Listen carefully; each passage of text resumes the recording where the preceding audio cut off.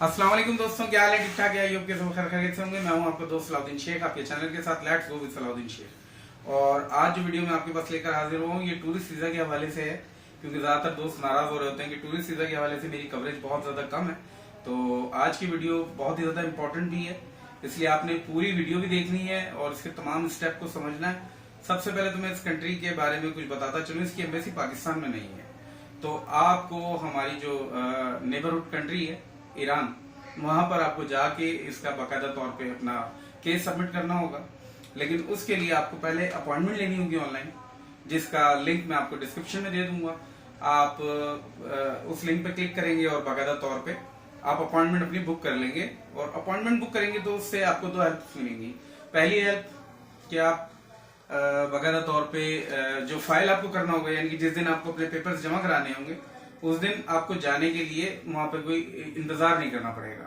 और सेकंड ये भी है कि आप जो इस्लामिक रिपब्लिक ऑफ ईरान जो है, जहां से आप अपॉइंटमेंट यानी कि जहां पे आप वीजा लेना पड़ेगा पाकिस्तान, अगर आप पाकिस्तान से हैं तो आपको वीजा लेना होगा। तो अगर वीजे की जरूरत होगी तो उसमें भी आपको हेल्पफुल होगा कि जी हमारे पास एक अपॉइंटमेंट है और एम्बेसी हम जाना चाह रहे हैं, तो हमें प्लीज वीजा इशू कर दें। तो आप उसको भी हेल्पफुल ले सकते हैं। तो अपॉइंटमेंट पहले जरूरी है। तो उसके साथ साथ फिर ये रिक्वायरमेंट जैसे मैंने बताई है आपको कि सबसे पहले तस्वीरें आपकी चाहिए होंगी, 4 चाहिए होंगी व्हाइट बैकग्राउंड में 2x2 की। और उसके साथ आपकी एक लेटर हेड अगर बिजनेस करते हैं तो जिसपे आप वीजा रिक्वेस्ट लेटर लिखेंगे, जी मेरा नाम ये है, मैं इस कंपनी का हूँ और मैं जाना चाहता हूँ घूमने के लिए। जो भी चीजें आपने पूरा उस पर रिक्वेस्ट बना के अपना पूरा बना के दे देना है। उसके साथ साथ आपको, अगर आप जॉब करते हैं तो आपको अपने एम्प्लॉयर की तरफ से वीजा रिक्वेस्ट लेटर बनवाना होगा कि जी हम इनको छुट्टी दे रहे हैं, यानी कि एनओसी भी आप उसको कह सकते हैं। एक वीजा रिक्वेस्ट लेटर उनके लेटर हेड पे आपको प्रिंट करवाना होगा।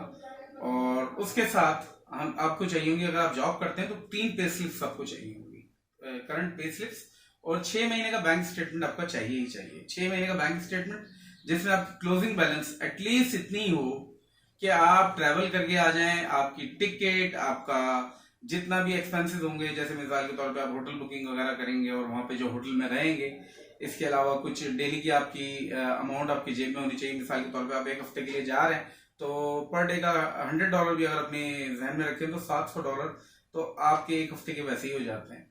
फिर इसके अलावा आपकी फूड है और एयर टिकट है, तो सब कुछ मिलाने के बाद आपका जो एक्सपेंस आएगा वो तकरीबन, अगर मैं पाकिस्तानी रुपयों में गिनूं तो 6 से 7 लाख रुपए आएगा। तो आपका जो बैंक स्टेटमेंट है स्ट्रांग होना चाहिए। मिनिमम जो मेरी रिकमेंडेशन है वो 2 मिलियन क्लोजिंग बैलेंस होना चाहिए, या 1.5 पे भी कर सकते हैं। लेकिन जो सही जो एक रेंज का जो बैंक स्टेटमेंट है वो 2 मिलियन है, जो मेरी जहन कहता है, जो मेरी कंसल्टेशन कहती है। 2 million bank statement closing balance आपका होना चाहिए। और उसके साथ साथ आपका जो पासपोर्ट है वो 6 महीने वैलिड होना चाहिए। कि जैसे मिसाल के तौर पे आपने अप्लाई किया सितंबर में, आप जाना चाहते हैं सितंबर 2023, तो मार्च 2024 तक आपका पासपोर्ट वैलिड होना चाहिए, वरना आपका वीजा इसी वजह से भी रिफ्यूज हो जाएगा। तो ये चीज भी हमने कवर कर ली है। उसके बाद जो है ये अपॉइंटमेंट के सॉरी इनविटेशन के हवाले से भी ये बता रहे हैं कि इनविटेशन जो है वो सिर्फ और सिर्फ ऑफिशियली अप्रूव्ड है। इनविटेशन की वैसे जरूरत नहीं है, लेकिन अगर आप देते भी हैं तो अगर आपका कोई ऑफिशियल विजिट है तो ही आप दे सकते हैं। लेकिन पर्सनल या प्राइवेट विजिट के लिए जो इनविटेशन हैं वो नॉट एक्सेप्टेड है। आप इनकी वेबसाइट पे भी जाके आप चेक कर सकते हैं। तो ये तमाम चीजें हो गई। और इसके अलावा जो इनकी फीस है वो $51 है, नॉन रिफंडेबल है, जो कि आपको जमा करानी होगी। और उसका प्रूफ इनके पास आपको जमा कराना होगा एम्बेसी में, जिसके बिहाफ पे आपके तमाम फाइल जमा होगी। और आपने इसमें आर्टनरी भी देनी है और प्रूफ ऑफ, यानी कि अगर आप जाहिर बात है पाकिस्तान से हैं या इंडिया से कहीं से भी हैं तो आपको वीजा लेके जाना होगा, या ऑन अराइवल आपका वीजा होगा ईरान का। तो ईरान जब आप पहुंचते हैं तो आपको इनकी एम्बेसी में उनका वीजा भी आपको प्रूफ में देना होगा कि जी देखें हम लीगल एंट्री करके आए हैं। तो ये भी आपको प्रूफ के तौर पे देना होगा। और तमाम चीजें, होटल बुकिंग इज नेसेसरी, आपने होटल बुकिंग करवानी है। और होटल बुकिंग के हिसाब से ही आपको पूरी आर्टनरी सेट करनी है कि जी इतने दिन में यहाँ रहूंगा, इतने दिन में यहाँ रहूंगा, इतने दिन में यहाँ रहूंगा। और 2 वे जो इसकी फ्लाइट बुकिंग है वो भी आपको डमी टिकट करवानी होगी, वो भी जरूरी है। अब वो टिकट आप करवाएंगे पाकिस्तान से, क्योंकि आप ईरान गए हैं, आपने ईरान से आगे नहीं जाना है, आपने ईरान से अपने मुल्क ही जाना है और अपने मुल्क से ही बंदा तैयारी करता है। अगर आप इंडिया से हैं तो आपने कोशिश करनी है कि अपनी कंट्री से ही टिकट करवाएं।